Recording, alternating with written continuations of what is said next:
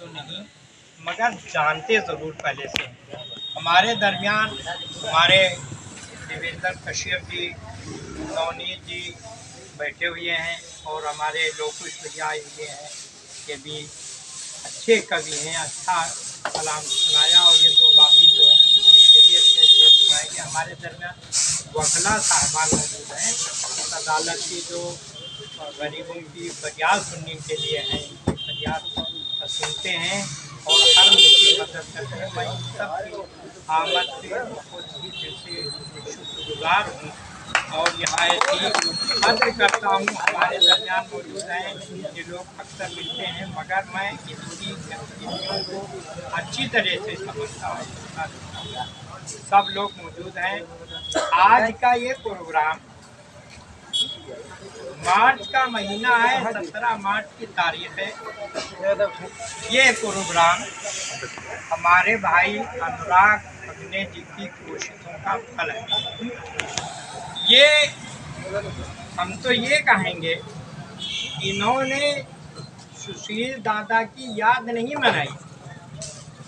इन्होंने सुशील दादा जो अवधि के कवि, व्यंग्यकार, आलोचक और संपादक थे, इनकी याद नहीं मनाई, बल्कि हम लोगों को जगाया, हम लोगों को याद दिलाया कि ऐसे महापुरुष जो यहीं जिला में पैदा हुए और पूरे हिंदुस्तान में नहीं साहित्य की दुनिया में बड़ा अहम नाम पैदा किया, ऐसे लोगों को याद करके हमें ये बता दिया कि ऐसे लोगों को याद करने का मतलब ये नहीं है कि हम इनको याद कर रहे हैं, बल्कि इनकी वजह से हमारी याद हो रही है। हम जब इनकी याद करेंगे, सुशील दादा की बातें याद करेंगे, तो बड़ी बारीकी से नजर रखते थे। सुशील दादा बड़ी बारीकी से नजर रखते थे। मैं दो वाकया आपके इसी मंच के जरिए से पहुंचाना चाहता हूं। एक लफ्ज है भिखारी, एक लफ्ज है भिखारन। औरत भिखारिन है, मर्द भिखारी है। एक भिखारी एक मरतबा लिखते हैं ये व्यंग्य के रूप में, और कितनी बारीक नजर है ये देखिएगा कि एक मरतबा कहते हैं कि मुझसे एक भिखारी आकर के मिला और मिलने के बाद पैर पकड़ के बैठ गया। कहा दादा, तो मैंने देखा कि ये कौन आदमी आ गया, मेरा पैर पकड़ के बैठ गया। कहा दादा, मेरे पास रेजगारी है, उसको आप ले लीजिए। कहा चलिए, रास्ता चलते हुए लोग मांगा करते हैं और रेजगारी की जरूरत पड़ती है, मेरी जेब में नोट है, रेजगारी आ जाएगी तो देने में आसानी होगी। इन्होंने रेजगारी को ले लिया और 10 रुपये, उसने बताया कि 10 रुपया का मेरे पास रेजगारी है, 10 रुपया उसको वापस कर दे दिया। देने के बाद जब रेजगारी उन्होंने शुमार किया, मिला तो 8 ही रुपये निकले। पूछा, ये भाई तुमने 10 रुपया लिया और हमें रेजगारी देने के लिए 8 ही रुपये दिए, ये क्या बात है? कहा बाबूजी, अभी आप 2 रुपया तो देते ही देते मुझे, मैंने पहले से काट लिया।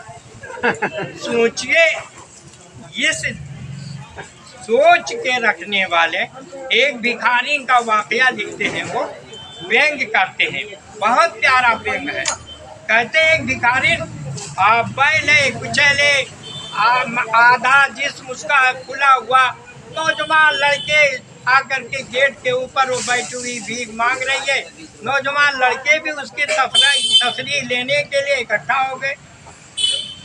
एक आदमी को रहा नहीं गया, उसने कहा ये तो आधे अंग के ऊपर कपड़ा पहने हुए है, इसको कपड़ा पहनने के लिए 20 रुपया और एक पैजामा दे दिया। ला करके खरीद के 20 रुपया दिया और पैजामा उसने दे दिया। देने के बाद वो चली गई, रुपए को तो संभाल के रखा, पैजामे को सिमेट कर घर चली गई। दूसरे दिन फिर उसी लिबास में आई, आधा अंग खुला हुआ, और वो बैठ करके भीख मांगने लगी। उस आदमी ने कहा ये क्या मतलब, कल तो तुमको दिया गया था पैजामा, आज तुम आधा अंग आई हो, आधा जिस्म खुला हुआ है। कहा अगर मैं पहन लेती तो भीख मुझे कौन देता, उनका व्यंग था कि वो कैसे कैसे लफ्जों से व्यंग पैदा कर दिया करते थे, तर्ज पैदा करते थे और उनमें हंसी भी आती थी और तर्ज भी होता था। तो ये सुशील दादा थे जो बहुत बड़े व्यंग लिखते थे और ऐसा व्यंग लिखते थे कि आज के दौर में उसको पढ़ा जाए तो अंदर अंदर हंसी आए और बाहर से उसकी राज समझ करके निहायत ही अफसोस भी हो। ये ऐसे सुशील दादा थे कि जो व्यंग कहते थे तो जब भी कहा उन्होंने तो उसके अंदर कोई राज की बात छुपी हुई जरूर मिली। और यही आज के हम उनके तमाम किए हुए लिखे हुए कलमों के आप सोचते होंगे कि ये कलमकार लिखता क्यों है, आखिर क्यों नहीं वो पे कोई धंधा कर लेता है, कोई धंधा कर ले। लिखने पढ़ने में 40 साल मेरी उम्र के गुजर गए। मुझे 10,000 रुपया जब उर्दू एकेडमी में मुझे दिया गया तो मुझसे पूछा चेयरपर्सन ने कि बेटे आप, मेरी वस्तानी भी रह चुके हैं शोबे फारसी में, तो उन्होंने पूछा कि बेटे आपको इस साल कोई इनाम मिला? तो मैंने कहा इनाम तो नहीं मिला, ज़कात मिली। तो उन्होंने कहा ये क्या मतलब? तो हमने कहा 8 किताबें जमा किए और मुझे 10,000 रुपया दे दिया, तो ये ज़कात ही तो है। इनाम तो बड़े ही लोगों को मिलते हैं, हम जैसे लोगों को कहाँ मिलते? 40 साल अब ये कलम घिसते हुए हो गए। कहा नहीं, 1 रुपया भी इनाम हुआ करता है। हमने कहा नहीं, किताब ना लिया गया होता, इनाम दिया गया होता तब इनाम समझता। किताब ले लिया गया, 10-10 गिल्डें किताब की जमा करवा ली गई और उसके बाद 10,000 रुपया दे दिया गया। ये इनाम नहीं हुआ, ज़कात हुआ। वो मेरी तरफ देखती रह गई, अपनी चेयरपर्सन पे कुर्सी पे थी, देखती रह गई, मेरी गुस्तानी थी, मगर बात सच है। ये कहने का हुनर, सब कहने का हुनर अभी आपने हमारे अनुराग भाई से सुना और यही बात उनकी किताबों में मिलती है कि कोई भी हो सच बात जबान से निकलनी चाहिए, सच बात कहनी चाहिए। मैंने तो अभी एक किताब रमूज़ अदब दिल्ली से आई है, हबीब अहमद सैफी की किताब है, उससे मुझे बस 1 सफ़ा लिखना था। मैंने पूरी किताब को पढ़ा, 395 सफ़े की किताब पढ़ डाली सब, और 1 सफ़ा लिखना था उस पर। मैंने 3,000 रुपये का काम 1 सफ़े पे किया और कल इंशाअल्लाह जा कर के जमा भी कराऊंगा लखनऊ में। मगर उसके अंदर जो बारीकी है, जो अहम बातें कही गई हैं, ये आपको किताब के पढ़ने पे मिलेगी।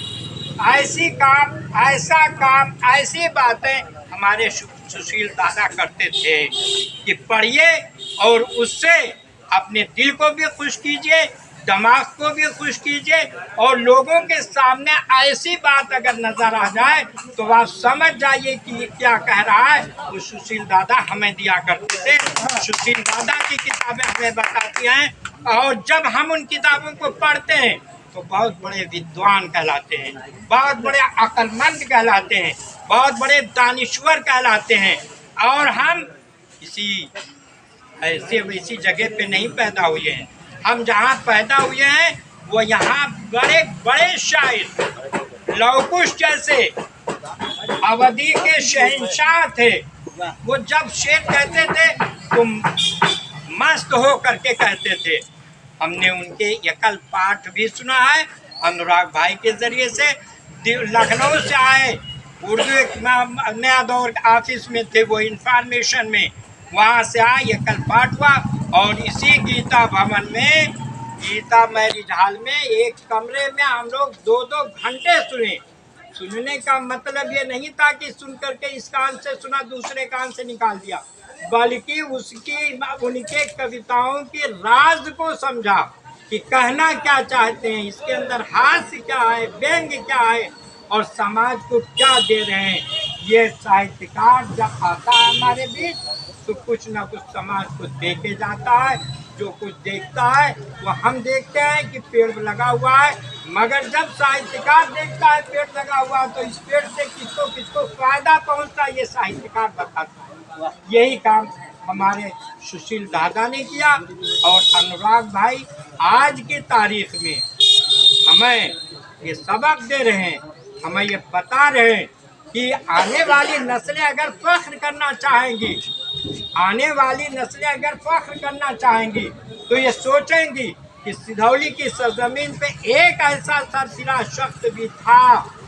आज है या नहीं है ये अलग बात है, आज उसके काम को हम नहीं समझ पा रहे हैं, मगर आने वाले वक्त में ये समझा जाएगा। बड़े बड़े लोग सिधौली की सरजमीन पे हैं, मगर क्या सुशील दादा की याद मनाने के लिए उनके पास टाइम है?